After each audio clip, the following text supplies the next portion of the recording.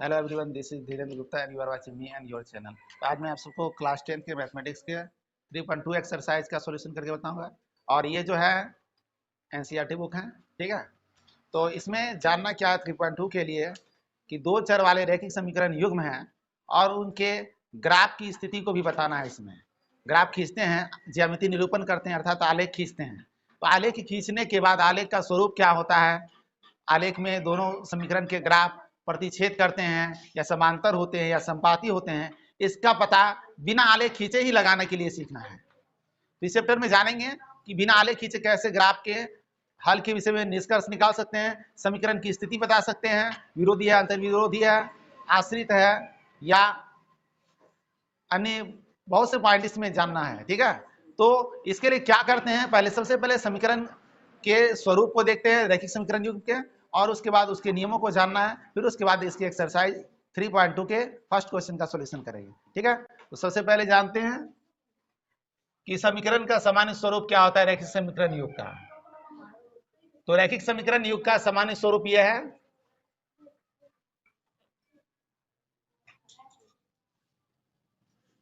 युग्म का सामान्य स्वरूप अर्थात व्यापक रूप, यह है a1x plus b1y plus c1 equal to 0। और दूसरा, ये पहला इक्वेशन है, फर्स्ट इक्वेशन है। Second, a2x plus b2y plus c2 equal to 0। तो सेकेंड इक्वेशन में 2 लगा देना है, फर्स्ट में 1 लगा देते हैं। अब x और y के गुणांक और अचर पद जो है, इन तीनों के अनुपात को, रेशियो को देखने के बाद निष्कर्ष निकाल सकते हैं कि ग्राफ कैसा होगा, प्रतिच्छेदी होगा, समांतर होगा या संपाती होगा। और साथ में हल की स्थिति भी बता सकते हैं, समीकरण का द्वितीय हल होगा या कोई हल नहीं होगा या अनेक हल होंगे अनंततः। तो इसको जानते हैं। अब कैसे, किस तरह से इसका अनुपात निकालते हैं, तो फर्स्ट कंडीशन को देखते हैं। पहला क्या करेंगे, a1 बाई a2 का अनुपात ज्ञात करेंगे, और उसको ज्ञात करने के बाद यदि b1 बाई b2 का जो अनुपात ज्ञात करते हैं, उसका मान, दोनों का मान यदि बराबर नहीं होता है तो क्या होता है, यानी a1 by a2 not equal to b1 by b2 हो तो के बाद अब आगे अगले पॉइंट को जानते हैं। एक ही इसके आगे अटैच करके ए बी सी नंबर के सभी पॉइंट को याद करेंगे। नंबर ए में जानते हैं समीकरण की स्थिति क्या होगा। सबसे पहले जानते हैं ग्राफ की स्थिति। तो समीकरण का ग्राफ, समीकरण युग्म का ग्राफ यानी आलेख प्रतिच्छेदी होगा, यानी एक दूसरे को काट देंगे, प्रतिच्छेदी होता है क्योंकि ये रूल्स है, इसलिए होता है, समझे। तो दोनों समीकरण युग्म का ग्राफ क्या होगा, प्रतिच्छेदी होगा यदि नॉट इक्वल टू रहेगा तो। दूसरा पॉइंट क्या जानेंगे, दोनों समीकरण का अपरिमित रूप अद्वितीय हल होगा। अद्वितीय हल का मतलब हुआ था x का भी एक मान होगा और y का भी केवल एक मान होगा, ठीक है। हल के विषय में निष्कर्ष निकालते हैं। समीकरण युग्म का एक अद्वितीय हल, एक अद्वितीय हल का तात्पर्य है एक और केवल एक हल, एक अद्वितीय हल अर्थात एक और केवल एक हल, यानी x का एक मान आएगा और y का भी एक ही मान आएगा, केवल एक हल होता है, ठीक है। ये तो समझ गए। अब नंबर सी पॉइंट में जानते हैं, समीकरण युग्म का आलेख से संबंधित निष्कर्ष निकालेंगे।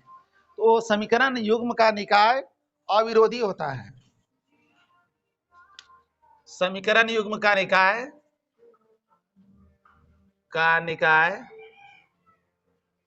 अविरोधी होता है।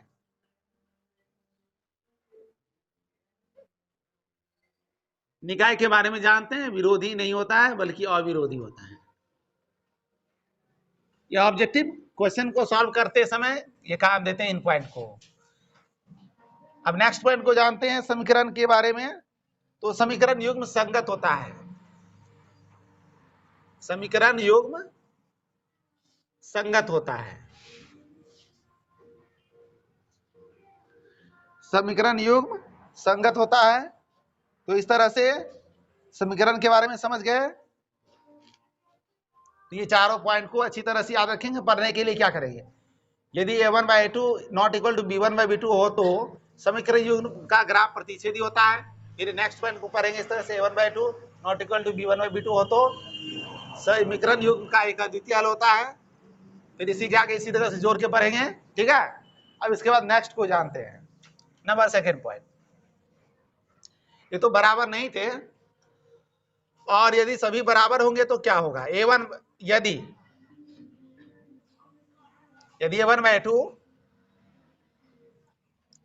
a1/2 इक्वल टू b1/b2 हो, ठीक है, और c1/c2 भी बराबर हो जाए, तीनों बराबर हो जाए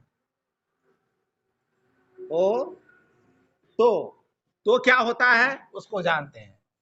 तो उसमें क्या पढ़े थे, समीकरण युग्म का ग्राफ प्रतिच्छेदी होता है। यहां पर जानेंगे नंबर ए जानेंगे, समीकरण युग्म का ग्राफ संपाती होता है, अर्थात एक ही सरल रेखा पर होता है।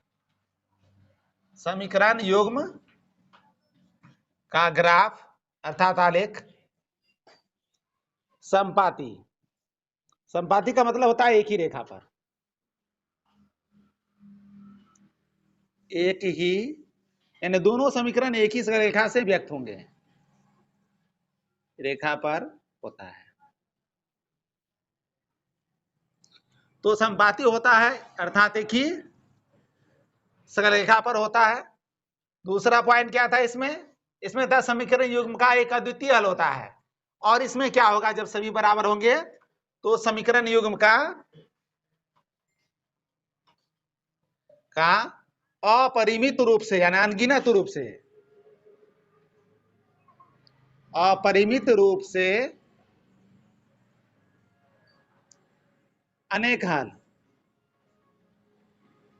अनेक हल। इसको दूसरे कथन में इस तरह से भी कहा जा सकता है, अनंततः अनेक हल होते हैं। तो अनंततः अनेक हल होते हैं किस स्थिति में, जब सभी बराबर होंगे तो, यानी x के भी अनेक हल होंगे, अनगिनत हल होंगे, और y के भी अनगिनत हल होंगे। सी नंबर का पॉइंट जानते हैं। अब इसमें क्या था, समीकरण युग्म का निकाय अविरोधी होता है, इसमें था। और इसमें जानेंगे समीकरण युग्म का निकाय आश्रित होता है। समीकरण युग्म का निकाय आश्रित होता है, क्योंकि दोनों एक दूसरे पर ही ग्राफ आते हैं, आश्रित होता है। नेक्स्ट पॉइंट को जानते हैं, नंबर डी। इसमें क्या था, समीकरण युग्म संगत होता है। यहां भी स्थिति होगी समीकरण युग्म संगत होता है, समीकरण युग्म संगत होता है। तो इस तरह से जान रहे हैं, यदि a1/a2 not equal to b1/b2 हो तो c1/c2 को करने की आवश्यकता नहीं है, ठीक है, बस निष्कर्ष निकाल लेंगे। और जब दोनों बराबर हो जाएंगे तो तीसरे के बराबर की स्थिति देखते हैं इस तरह से। और थर्ड स्टेप को भी इसको जानेंगे, जब दोनों बराबर होंगे और ये c1/c2 बराबर नहीं होंगे तो क्या होगा उसके बारे में जानते हैं। तो इसको वीडियो को रोक करके, ठीक है, इसको नोट कर लेंगे सभी।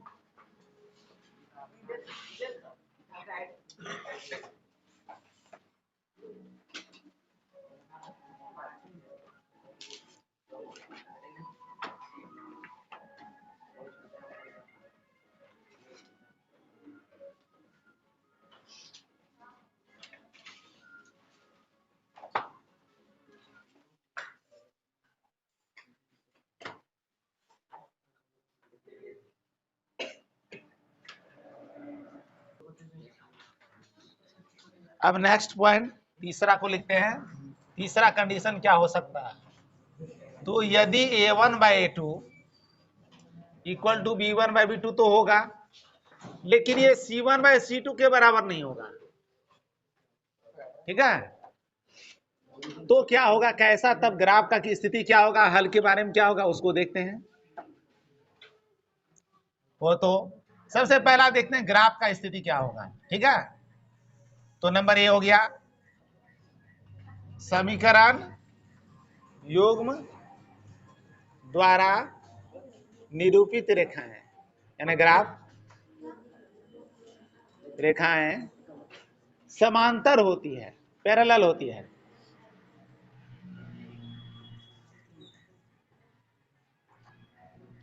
ठीक है, तीसरा पॉइंट को देखते हैं, बी नंबर के बात को जानते हैं। अब हल के बारे में जानते हैं। जब रेखाएं समांतर होती, कहीं प्रतिच्छेद ही नहीं करती है, तो हल के बारे में कहेंगे कोई हल नहीं होता है। तो समीकरण युग्म का कोई हल नहीं, अर्थात एक भी हल नहीं, कोई हल नहीं, अर्थात एक भी हल नहीं, हल नहीं होता है। तो समीकरण का ऐसी स्थिति समांतर होने पर क्या होता है, कोई हल नहीं होता है, अर्थात ये स्थिति होगा जब संबंध अनुपात का, तो कोई हल नहीं होता है। तीसरा पॉइंट को जानते हैं, समीकरण युग्म के निकाय के बारे में। समीकरण युग्म का निकाय, उसमें आश्रित था इसके पहले वाले में, और इसमें होगा विरोधी।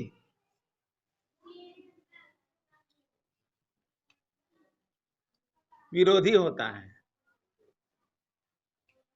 और इसके संगत और संगत के विषय में जानते हैं नेक्स्ट पॉइंट में। समीकरण युग्म क्या होता है, तो समीकरण युग्म असंगत होता है।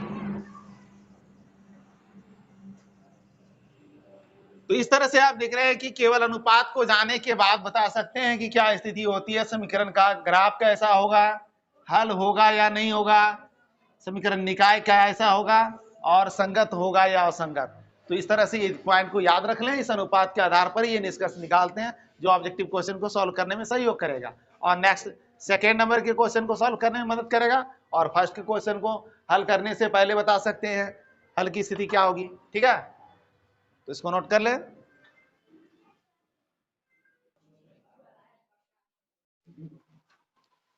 तो अब 3.2 एक्सरसाइज के फर्स्ट क्वेश्चन को देखते हैं। फर्स्ट क्वेश्चन है, कक्षा 10th के 10 विद्यार्थियों में एक गणित की पहली प्रतियोगिता में भाग लिया। यदि लड़कियों की संख्या लड़कों की संख्या से 4 अधिक हो तो प्रतियोगिता में भाग लिए लड़कों और लड़कियों की संख्या ज्ञात कीजिए। तो सबसे पहले जानते हैं यहाँ क्या दिया है, लड़के की संख्या और लड़की की संख्या ज्ञात करना है। तो सबसे पहले कथन को लिखेंगे, लड़कियों की संख्या और लड़कों की संख्या को XY मानेंगे। ये क्वेश्चन नंबर फर्स्ट का फर्स्ट क्वेश्चन है। माना कि 10th कक्षा में लड़कियों की संख्या X, लड़कियों की संख्या बराबर X मान लिए, तथा लड़कों की संख्या मान लेते हैं Y। लड़कों की संख्या Y मान लेते हैं। अब इसको करेंगे क्या, सबसे पहले इसका क्या करेंगे, प्रश्न से पहली स्थिति में क्या कहता है, कुल विद्यार्थी है 10 क्लास में 10, तो x प्लस वाई मिलाने पर क्या होगा 10। ये पहला इक्वेशन बन गया, x plus y minus 10 equal to 0। First equation complete हुआ। सेकेंड, पुनः प्रश्न से, पुनः प्रश्न से क्या देखते हैं कि लड़कियों की संख्या और लड़कों की संख्या में कुछ अनुपात दिए गए हैं। लड़कियों की संख्या लड़कों की संख्या से 4 अधिक है, लड़कियों की संख्या x जो है लड़कों की संख्या से 4 अधिक है, ये हो गया। तो x minus y minus 4 equal to 0, दूसरा इक्वेशन बन गया इस तरह से। अब इसके आलेख खींचने के लिए, चूंकि ये ग्राफी विधि से हल करने के लिए कहा गया है, तो इसके हल करने के लिए सबसे पहले क्या करेंगे, सबसे पहले इसका करना है प्रथम समीकरण से एक तालिका ज्ञात करेंगे, दूसरे समीकरण से एक तालिका ज्ञात करेंगे और ग्राफ खींचेंगे। प्रतिच्छेद बिंदु ही दोनों का हल होगा। सबसे पहले काम करेंगे समीकरण 1 से, इक्वेशन फर्स्ट से, x plus y minus 10 equal to 0। Cross करते हैं तो x इक्वल टू होता है 10 माइनस वाई। अब इसमें एक सारणी बना लेते हैं,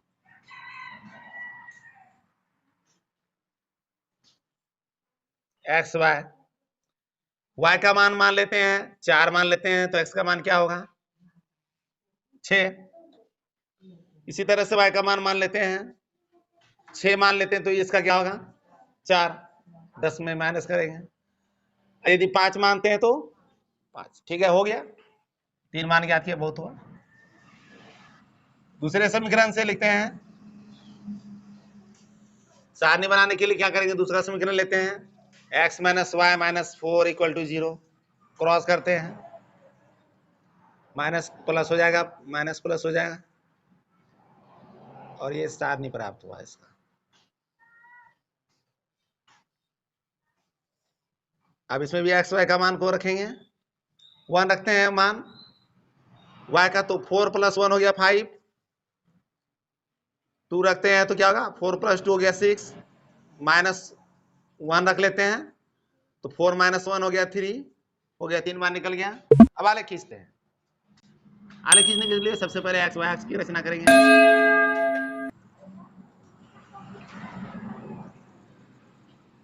प्रतिच्छेद बिंदु को 0 दिखाएंगे,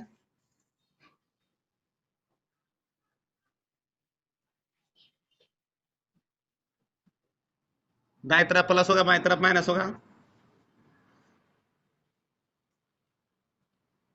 एक एक समीकरण निकाल लेते हैं। ग्राफ को भी पर इसकी आवश्यकता नहीं है क्योंकि वहां लाइनें खींची होती है।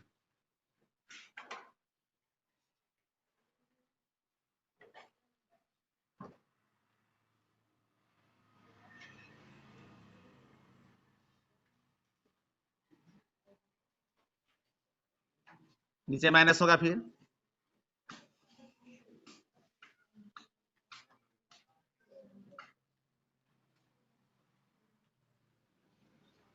इस तरह से ग्राफ का एक्स वाई एक्स ज्ञात कर लिए।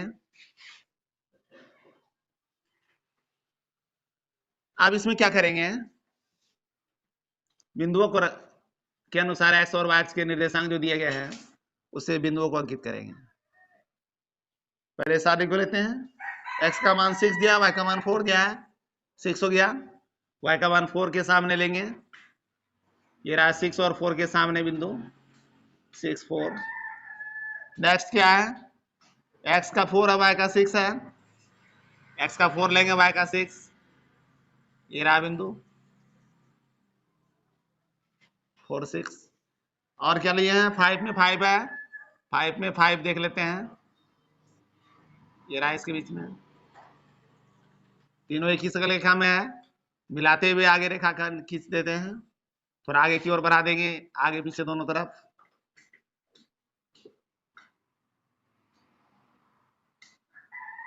अब इसमें समीकरण को, पहला समीकरण को रख देते हैं, तो x plus y minus 10 equal to 0। अब दूसरे समीकरण का अगर आप खींचेंगे, x में 5 है, y में 1 है, 5 और 1, ये रहा बिंदु। नेक्स्ट है 6 में 2 है, 6 में 2 देंगे, उसका क्या है 3 में माइनस 1 है, 3 में माइनस 1 लेते हैं, देखते हैं ये भी सरल रेखा में है, मिला देंगे इसको और इस तरह से मिलाते हुए आगे बढ़ा देंगे। अब यहाँ क्या देखते हैं, दोनों बिंदु एक बिंदु पर प्रतिच्छेद कर रहे हैं, वहां से एक लंब डालेंगे और वो, चूंकि ये ग्राफ पेपर पे नहीं बना रहे हैं इसलिए थोड़ा असुविधा हो रही है, ठीक है, ये पॉइंट पे आ रहा है, इधर से भी लंब होगा, तो ये x इस बिंदु का मान जहां प्रतिच्छेद कर रहा है उस बिंदु का मान दर्शाएंगे। पहले सबसे पहले समीकरण 2 को लिख देते हैं दूसरे ग्राफ पे, तो x minus y minus 4 equal to 0 हो गया। आलेखिता हो गया। प्रतिच्छेद बिंदु का नाम लिखते हैं तो आता है 7 3।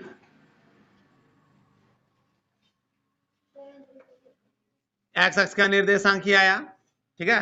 यहां से एक्स अक्ष पे आएंगे तो एक्स का मान पहला होता है और इस बिंदु से वाई अक्ष पे आएंगे तो वाई का मान दूसरा होता है। एक्स निर्देशांक वाई निर्देशांक इसको कहते हैं। तो इस तरह से 7 3 आया। इसका हल को इस तरह से लिखते हैं, ठीक है। हल को लिख रहे हैं हम। प्रतिच्छेद बिंदु क्या है उसको देखते हैं। प्रतिच्छेद बिंदु, तो प्रतिच्छेद बिंदु देखते हैं क्या है, 7 3। इसलिए पहला मान होता है एक्स का, x equal to 7, y equal to 3। तो हमें क्या ज्ञात करना था, माने थे हम लड़कियों की संख्या को एक्स, लड़कों की संख्या वाई। 7 और 3 प्लस करते हैं 10 होता है। इक्वेशन में भी टेस्ट करने से पता लगता है सही है। अतः आंसर क्लियर होता है। लड़कियों की संख्या 7 तथा लड़कों की संख्या हो गया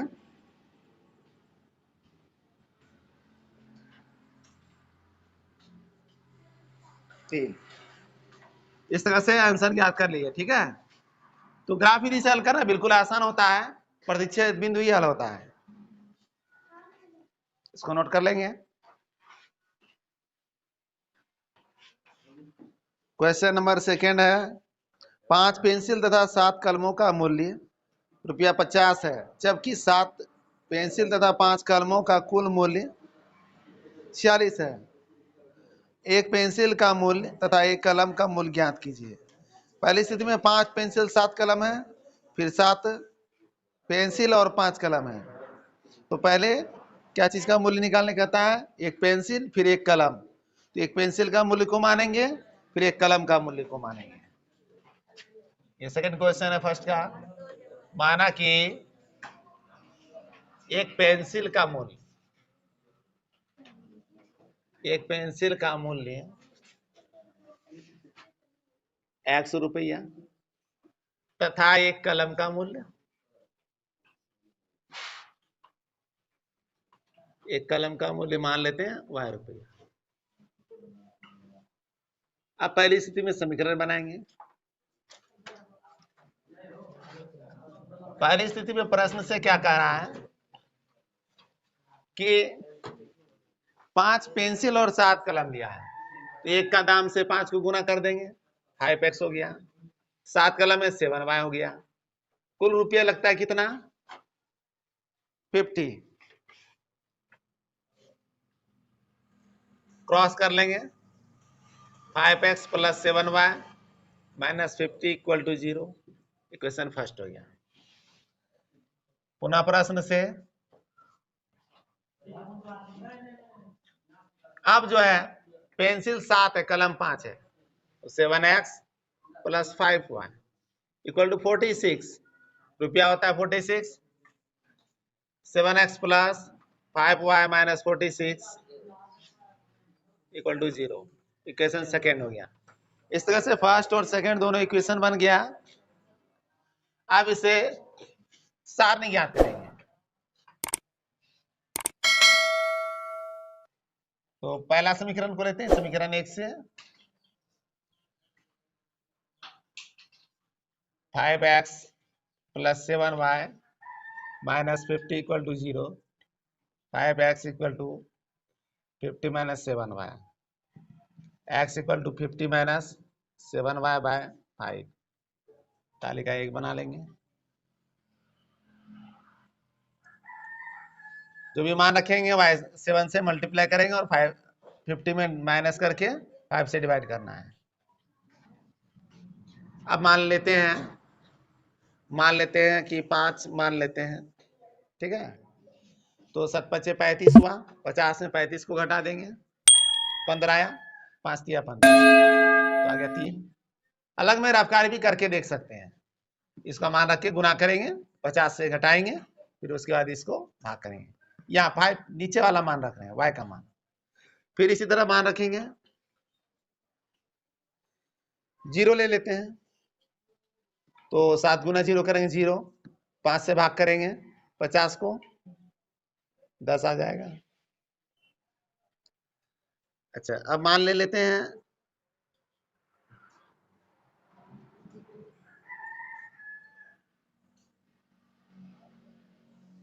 मान लेते हैं 10, तो 70 हो गया। 50 में 70 माइनस करेंगे, -20 आएगा, 5 चौक 20, -4 आ जाएगा। इस तरह से पहला समीकरण बन गया। दूसरे समीकरण का कार्य करते हैं हम।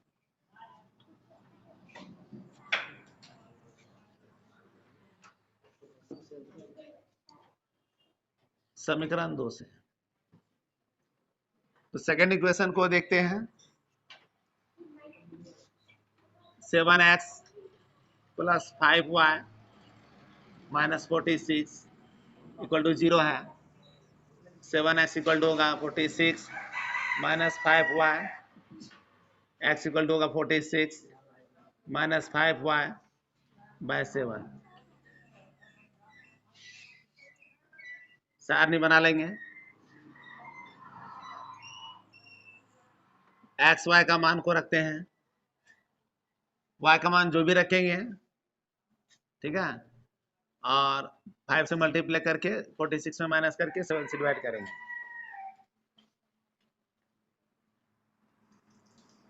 तो इस तरह से मान रखते हैं। 10 यदि 2 रखते हैं तो 10 आएगा, 36 हो जाएगा, फिर नहीं कटेगा 7 से। ऐसा ध्यान रखें कि 7 से कटना भी चाहिए। तो 25 रख दें, ठीक है। 5 रखते हैं, 5 × 5 25 हो गया। 46 में से 25 घटाएंगे, कितना आएगा? 21 आएगा। 7 × 21 3 आ गया। ठीक, इसका उल्टा कर दो अब। -5 रखेंगे तो कितना आएगा? या नेक्स्ट मान को लेते हैं, 3 रखते हैं तो क्या आएगा? 15। नहीं होता है। 7 लेंगे तो 7 × 5 करेंगे, 35। इसमें भी नहीं होता है।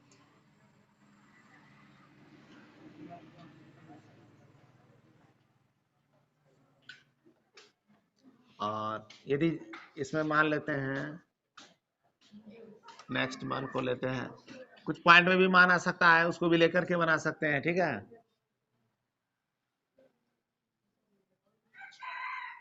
यदि 2 मान लेते हैं तो क्या हो जाता है?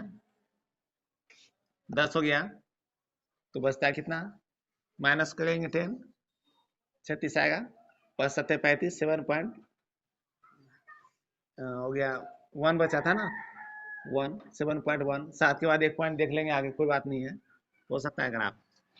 और दूसरा मान ले लेंगे,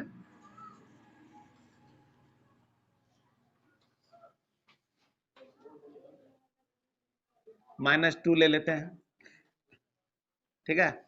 5 × 10, 46 में 10 जोड़ेंगे 56, 7 8 56 हो गया। इस तरह से 3 मान निकल गया। अब एक्स और वाई एक्स की रचना करेंगे।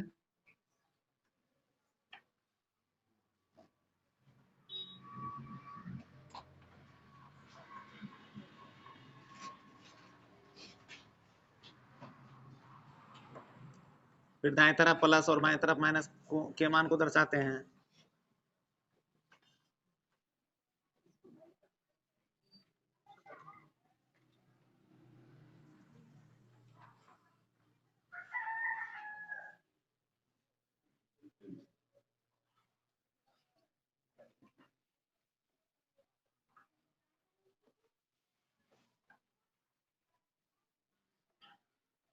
हो गया, दाएं तरफ प्लस और बाएं तरफ माइनस। अब ऊपर प्लस लेते हैं मान,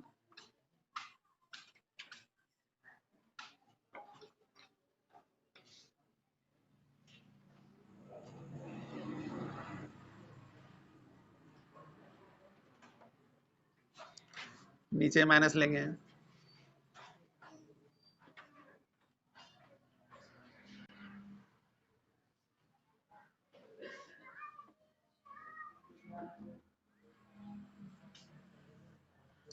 ये हो गया, एक्स वाई एक्स हो गया। प्रतिच्छेद बिंदु 0 होता है, अब पहला आलेख को खींचते हैं। क्या दिया है? x में है 3 और y में क्या है? 5 है। 3 y में 5 देखेंगे, ये बिंदु हो गया 3 5। नेक्स्ट क्या है? नेक्स्ट x में 10 ये है, y में क्या है? 0, ये बिंदु ही रहेगा। दो बिंदु आ गया तो दो बिंदु से ग्राफ खींचा जा सकता है।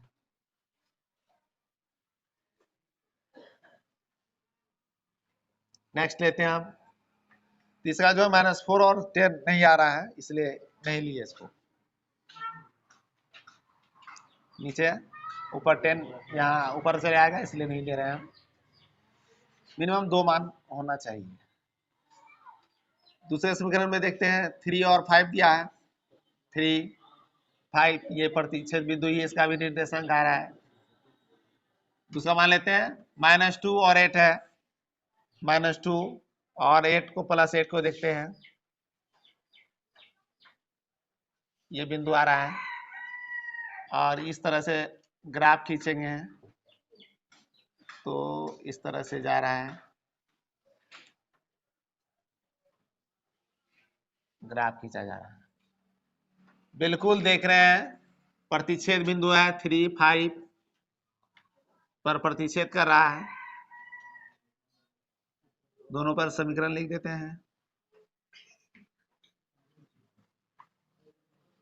-50 = 0। दूसरा पर लिख देंगे 7x + 5y -46 = 0। आलेख कंप्लीट हो गया। प्रतिच्छेद बिंदु क्या है?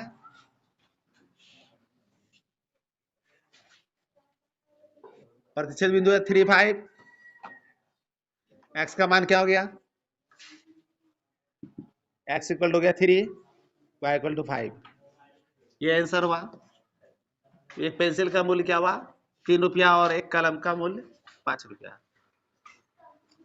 अतः एक पेंसिल का मूल्य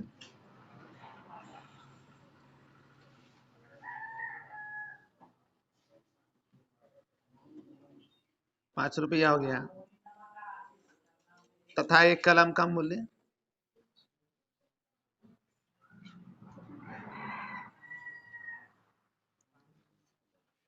1 पेंसिल का मूल्य था 3 रुपये, पहले 3 मान आया, ठीक है, और एक कलम का मूल्य 5 रुपये। ध्यान रखेंगे x का मान जो होगा ये पेंसिल का मान है और y का मान जो है कलम का मूल्य है। तो इस तरह से आंसर आया 3 रुपये और 5 रुपये। प्रतिच्छेद बिंदु ही इसका हल होता है। तो इस तरह से देख रहे हैं क्वेश्चन नंबर फर्स्ट का सेकंड क्वेश्चन को। ये था 3.2 एक्सरसाइज का। इसके नेक्स्ट क्वेश्चन का सॉल्यूशन नेक्स्ट वीडियो में दिखाएंगे, ठीक है।